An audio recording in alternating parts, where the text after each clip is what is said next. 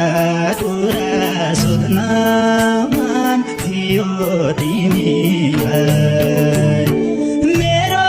सोचो मनसँग खेल्ने अधिकार एनी स्टोरी